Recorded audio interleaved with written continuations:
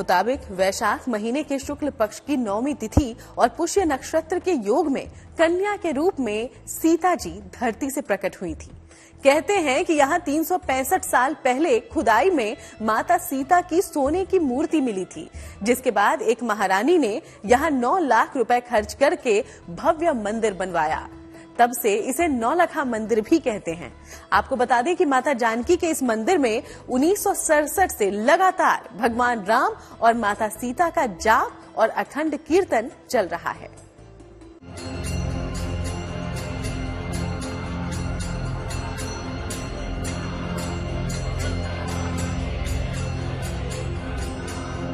जनकपुर, जहां लिखी है परमात्मा के गृहस्थ जीवन की पटकथा।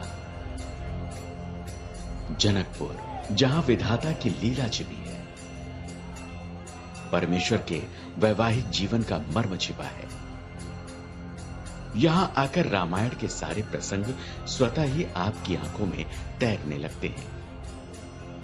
जनकपुर का ये धाम आज भी किसी राजमहल का एहसास करवाता है, जहां माता सीता राजा जनक की गोद में खेली, मां सुनैना से लोरी सुनकर निंदिया ली, जहां माता सीता आज भी मिथिला में मिथिलेश कुमारी हैं, जानकी हैं, वैदेही हैं। सीता जयंती और विवाह पंचमी के दिन यहां उत्सव सा माहौल रहता है। कहते हैं इस दिन जो मंदिर में दर्शन कर लेता है वो खुद को भाग्यशाली समझता है। राजा जनक का महल, जो कि जानकी महल के नाम से जाना जाता है, मां सीता यहीं खेली और बड़ी हुई। यहीं से माता सीता की डोली उठी। विवाह पंचमी के दिन यहां लाखों लोग आते हैं। माता सीता के जन्म को लेकर कई कथाएं प्रचलित हैं। सबसे प्रामाणिक कथा मिलती है देवी सीता राजा जनक की गोद ली हुई पुत्री थी, जो खेत में हल चलाते हुए मिली थी। वाल्मीकि रामायण कहती है कि एक बार मिथिला में भयंकर सूखा पड़ा, जिसके कारण मिथिला की जनता और राजा जनक को इस अकाल से लड़ने का कोई उपाय नहीं सूझ रहा था।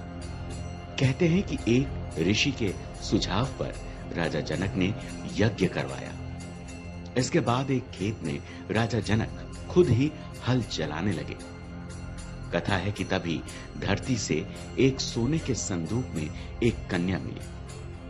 कहते हैं राजा जनक को कोई संतान नहीं थी, तब उन्होंने उस कन्या को सीता नाम दिया और अपनी पुत्री के रूप में अपना लिया।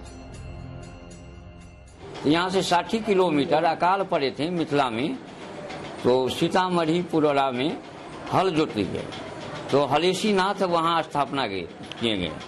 हलेशी नाथ स्थापना करके और वहीं से हल जोता गया, तो पुरोला बस्ती में सीता जी भूमि से प्रकट हुई।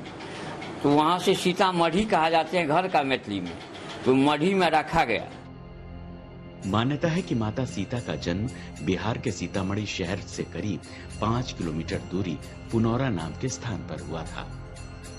आज उस जगह पर माता सीता का मंदिर भी है। यहाँ एक कुंड भी है, जिसे माता सीता कुंड के नाम से जानते हैं। माता सीता के जन्म को लेकर एक दूसरी कथा भी प्रचलित है, जिससे जुड़ा है लंका नरेश रावण का सर्वनाश। कथा मिलती है कि माता सीता रावण और मंदोदरी की पुत्री थी। कथा कहती है कि सीता वेदवती नामक स्त्री का पुनर्जन्म थी। कहते हैं कि वेदवती भगवान विष्णु की बड़ी उपासक थी और उन्हें पति रूप में पाने के लिए कठोर तप कर रही थी। कथा कहती है कि वेदमती को तपस्या करते देख रावण वेदवती पर मोहित हो गया, और जैसे रावण ने वेदवती को स्पर्श किया तो वेदवती ने खुद को भस्म कर लिया और रावण को श्राप दिया कि मैं तेरी पुत्री के रूप में जन्म लूंगी और तेरी मृत्यु का कारण बनूंगी। कहते हैं कुछ समय बाद मंदोदरी ने एक पुत्री को जन्म दिया, लेकिन वेदवती के श्राप के डर से रावण ने उस कन्या को सागर में फेंक दिया। सागर की देवी वरुणी ने नवजात कन्या को पृथ्वी को सौंप दिया और पृथ्वी ने छोटी कन्या को जनक और सुनैना को दे दिया।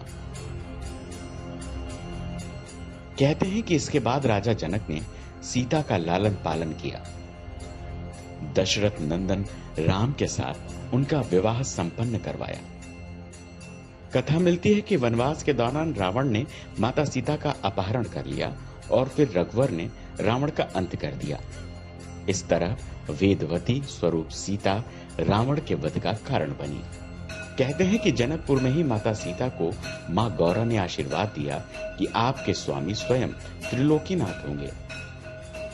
ये जनकपुर वासी आज भी माता सीता से खुद को एकाकार करते हैं, उन्हें अपने परिवार का हिस्सा मानते हैं और खुद को धन्य समझते हैं। कहते हैं कि यह दुनिया का एकमात्र ऐसा मंदिर है जहां राजा जनक अपने पूरे परिवार के साथ विराजमान हैं। ये जनक जी महाराज हैं, रानी सुनैना सीता जी गोद में लिए हैं, पार्वती शंकर हैं। ये पुष्पध्वज जी अंकल हैं, उनकी पत्नी है। राम सीता भरत शत्रुघ्न लक्ष्मण जी, सीता जी मांडवी उर्मिला सुकृति हनुमान। मंदिर के प्रांगण में विवाह मंडप बना हुआ है जहां भगवा पताका लहरा रही है। इस मंदिर को लेकर मान्यता है कि यही वो मंडप है जहां माता सीता और भगवान राम का विवाह हुआ था। मान्यता है कि यहाँ पर आने से सुहाग की उम्र लंबी होती है। श्रद्धालु विवाह के मौके पर यहाँ से सिंदूर लेकर जाते हैं।